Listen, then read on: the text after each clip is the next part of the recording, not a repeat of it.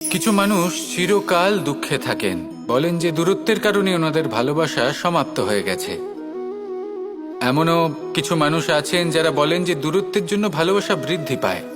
কেউ বলেন কাছাকাছি এলে ভালোবাসা বৃদ্ধি পায়, কিন্তু আসল সত্য হলো এটাই যে দূরত্ব ভালোবাসা পরিমাপ করার কোনো মাপদণ্ডই নয়। চাতক পাখিকে দেখুন, সারা বছর সে অপেক্ষা করে যে কখন বর্ষা আসবে আর ওর তৃষ্ণা নিবারণ হবে। বর্ষার জল ছাড়া ও আর অন্য কোনো জল পান করে না। তাহলে বলুন, এই যে দূরত্বের জন্য ওদের ভালোবাসা কি সমাপ্ত হলো?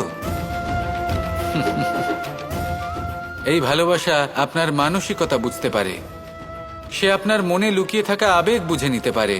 তা সে আপনি যতই দূরে চলে যান না কেন, যতই কাছে আসুন না কেন, শুধু নিজের আবেগগুলিকে কখনো মলিন হতে দেবেন না, স্বার্থ জড়িয়ে ফেলবেন না।